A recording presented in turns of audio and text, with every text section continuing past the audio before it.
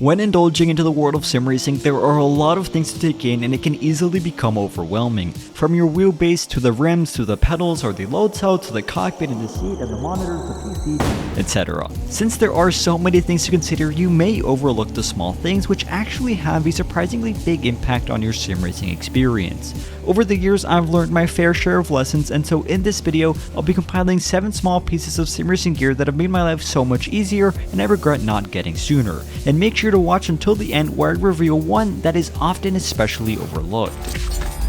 If you're looking to buy or upgrade your sim racing gear, make sure to check out simspots.com where deals on sim racing, PC, and gaming hardware are posted daily. Like literally, it just lets you know of deals for you to buy new gear at discounted prices. Easy, right? Check it out today at simspots.com.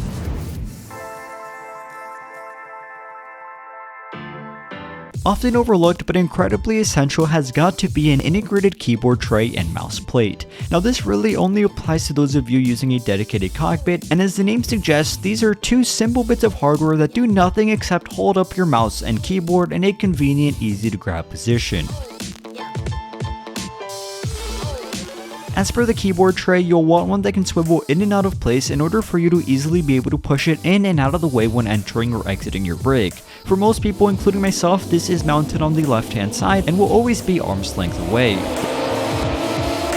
The mouse plate, which is equally as important, is usually purchased separately but for a lot less and will mount onto the right hand side. It may seem like a small thing, but having a dedicated tray for your keyboard and mouse can make a big difference in your overall comfort when in the sim. No more awkwardly reaching for your peripherals or fumbling around trying to find them.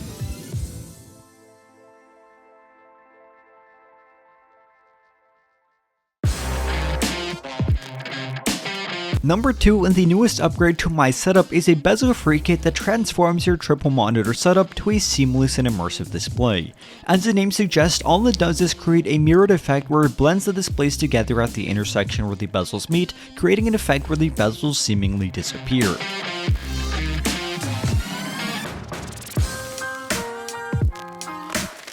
The most common kit to do this is the Asus 27-inch bezel-free kit, which is fairly pricey at around $100 and will only fit onto 27-inch displays. However, if you are keen on saving money or have bigger monitors, this is something that can be DIY'd or bought cheaper on websites such as Etsy, eBay, etc. Overall, if you've already made the investment into having multiple displays, you've probably done so for the added immersion, and the bezel-free kit truly kicks it up to yet another level. We're not quite done talking about monitors just yet, as my third suggestion, an integrated monitor stand, has truly been a huge help in clearing up space and leveling up the look of my setup.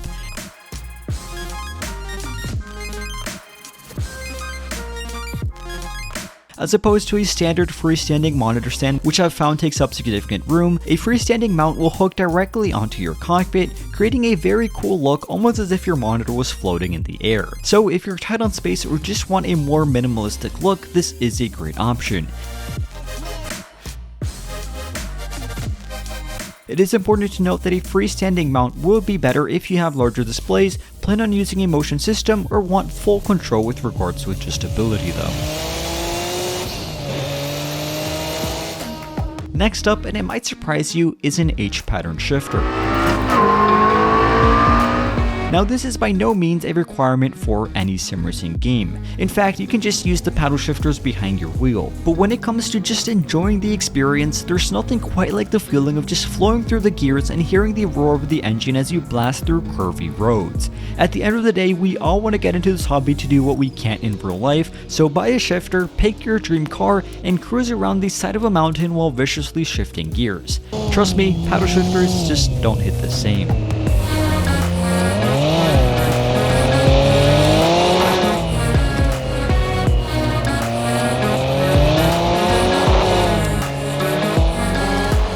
Now once you've invested in all of your sim hardware, you'll likely notice one thing. There are suddenly cables everywhere. So do yourself a favor and spend just a few more dollars on cable management solutions to clean it all up and leave your setup looking absolutely pristine. Now there are 3 main things I recommend. One is a power strip box which houses the power strip and turns something as ugly as this into something a lot more clean and elegant. You may also want to consider buying a few more to store extra cables, user manuals, extra screws, etc. Next, Velcro straps will be your best friend as they will easily hold together all of your cables, taking them from looking like this to something a lot more like this. And finally, if you have an aluminum profile chassis, I recommend buying aluminum profile cable clips to help you route your cables all throughout your rig while maintaining a sleek appearance. At the end of the day, you already made a big investment on your hardware, and you might as well spend a little bit more time and money getting it all sorted and looking pretty.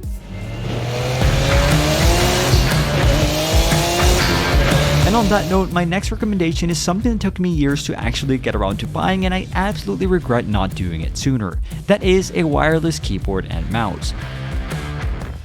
Now, I bought the most generic wireless keyboard and mouse combo for around $10, and I would not switch it for anything. Not only does it open up precious USB space on my computer, but it gets rid of an additional 2 cables which would otherwise stand out significantly.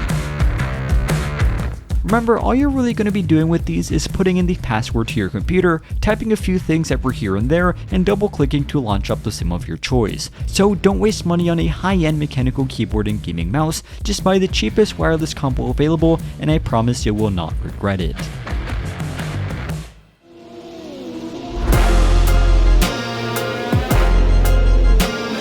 And finally, a huge aspect of sim racing that most people take for granted is good quality audio.